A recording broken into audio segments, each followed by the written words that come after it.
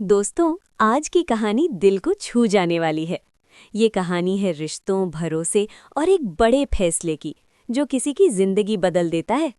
रात के लगभग 11 बज रहे थे। बाहर तेज बारिश हो रही थी। आसमान में बिजली चमक रही थी और उसी बिजली की रोशनी में सीमा का चेहरा बार बार साफ दिखाई दे रहा था। उसकी आंखें रो रोकर सूज चुकी थीं। हाथ में सिर्फ एक छोटा सा बैग था और गोद में उसकी 3 साल की बेटी परी सो रही थी। दरवाजे के बाहर खड़ी सीमा बार बार अंदर देख रही थी। शायद उसे उम्मीद थी कि उसका पति रवि उसे वापस बुला लेगा, लेकिन अंदर से सिर्फ सास की तेज आवाज सुनाई दे रही थी। अब इस घर में तेरे लिए कोई जगह नहीं है।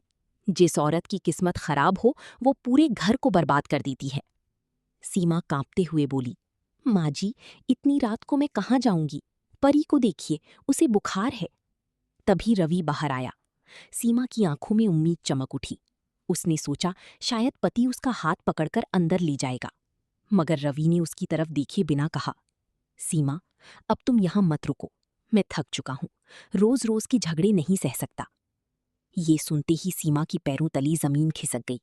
जिस आदमी के लिए उसने अपना मायका छोड़ा, अपनी सपनी छोड़ी, वही आज उसे सड़क पर छोड़ रहा था। बारिश और तेज हो गई।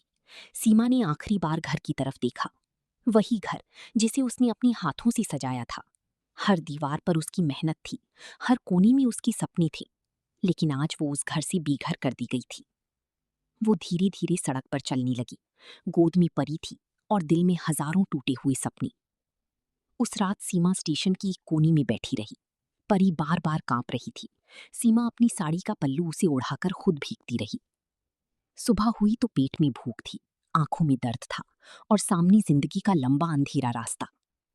सीमा के पास सिर्फ 2,000 रुपए थे। उसने कई जगह काम मांगा। कहीं लोगों ने शक की नजर से देखा, कहीं कहा छोटी बच्ची के साथ काम नहीं मिलेगा। पूरा दिन भटकने के बाद उसे एक छोटी सी ढाबे पर बर्तन धोने का काम मिला। मालिक बूढ़ा आदमी था। उसने सीमा की हालत देखकर कहा, बेटी, काम छोटा है, मगर मेहनत करोगी तो भूखी नहीं सोओगी। सीमा की आंखों में आंसू आ गए। उसने उसी दिन से काम शुरू कर दिया। दिन भर बर्तन धोना, रात को फर्श साफ करना और गोद में परी को संभालना, यही उसकी जिंदगी बन गई। ढाबे के पीछे एक छोटी सी टूटी झोपड़ी थी। वहीं सीमा और परी रहने लगी। रात को जब परी सो जाती तब सीमा चुपचाप रोती। उसे याद आता कि कभी वो भी सपने देखा करती थी। उसका भी मन था कि उसका अपना घर हो, छोटी सी रसोई हो, दरवाजे पर तुलसी का पौधा हो और परिवार में प्यार हो। लेकिन जिंदगी ने उससे सब छीन लिया था। एक दिन ढाबे पर कुछ अमीर लोग खाना खाने आए। उनमें एक महिला थी जो बार बार सीमा को देख रही थी।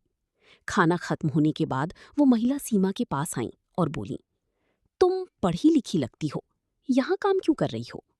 सीमा की आंखें भर आईं। उसने धीरे धीरे अपनी पूरी कहानी बता दी। महिला का नाम सुजाता था। वो एक स्कूल चलाती थी। उसने कहा, अगर तुम चाहो तो मेरे स्कूल में सफाई और बच्चों को संभालने का काम कर सकती हो, तनख्वाह भी ज्यादा मिलेगी। सीमा को जैसे अंधेरे में रोशनी मिल गई। अगले ही दिन उसने ढाबे का काम छोड़ दिया और स्कूल में काम शुरू कर दिया। स्कूल में छोटे छोटे बच्चे सीमा से बहुत प्यार करने लगे। वो उन्हें माँ की तरह संभालती थी। धीरे धीरे स्कूल की टीचर्स भी उससे प्रभावित होने लगी। एक दिन सुजाता मैडम ने देखा कि सीमा बच्चों को पढ़ा भी रही है। उन्होंने पूछा, तुम पढ़ा लेती हो? सीमा बोली, जी, मैंने बीए किया है। शादी के बाद सब छूट गया। सुजाता मैडम कुछ देर चुप रहीं, फिर बोली, सीमा, तुम्हें अपनी जिंदगी खत्म नहीं करनी चाहिए। तुम्हारे अंदर बहुत ताकत है। उस दिन पहली बार किसी ने सीमा की मजबूरी नहीं, उसकी काबिलियत देखी थी। धीरे धीरे सीमा को स्कूल में बच्चों को पढ़ाने का मौका मिलने लगा। उसकी तनख्वाह बढ़ गई। वो हर महीने थोड़ा थोड़ा पैसा बचाने लगी। लेकिन जिंदगी अभी भी आसान नहीं हुई थी। एक रात परी को बहुत तेज बुखार हो गया। सीमा उसे अस्पताल लेकर भागी। डॉक्टर ने कहा, इन्फेक्शन बहुत बढ़ गया है, इलाज में पैसे लगेंगी। सीमा के पास पैसे कम थे।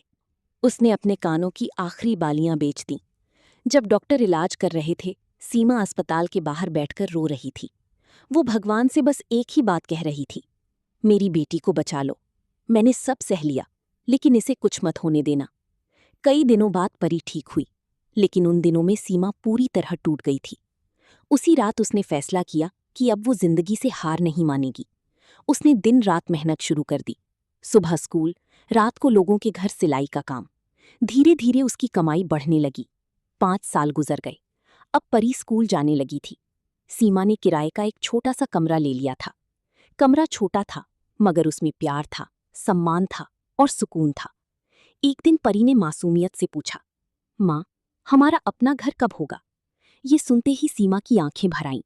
उसने परी को सीने से लगा लिया और बोली, बहुत जल्दी होगा बेटा, बहुत जल्दी। उस रात सीमा सो नहीं पाई। उसे अपना टूटा हुआ अतीत याद आ रहा था। वो सोच रही थी कि जिस घर से उसे निकाल दिया गया था, क्या कभी उसका अपना घर होगा? अगली सुबह उसने बैंक जाने का फैसला किया। वो घर बनाने के लिए लोन लेना चाहती थी, लेकिन बैंक वालों ने उसकी कम कमाई देखकर मना कर दिया। सीमा टूट गई। बैंक से बाहर निकलते समय उसकी आंखों से आंसू बह रहे थे। तभी पीछे से आवाज आई, सीमा। सीमा ने पलट कर देखा। सामने रवि खड़ा था। वही रवि जिसने उसे बारिश वाली रात में घर से निकाल दिया था। रवि सीमा को देखकर हैरान था।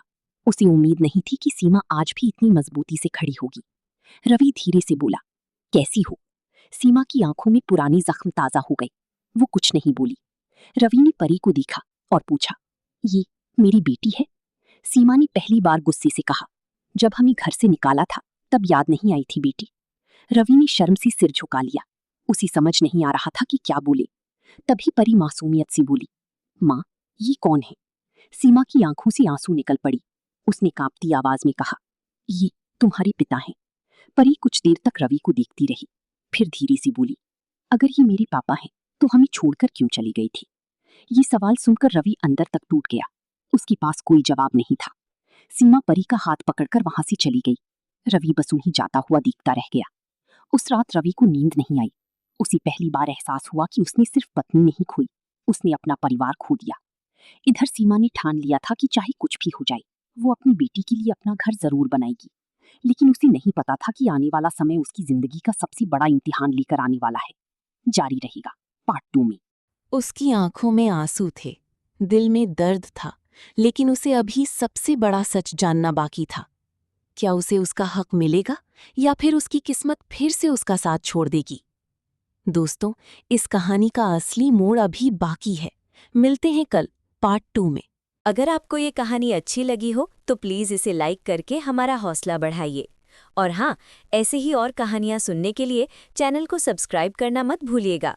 घंटी दबाइए ताकि अगली कहानी सीधे आप तक पहुँचे। तो मिलते हैं अगली कहानी में। धन्यवाद।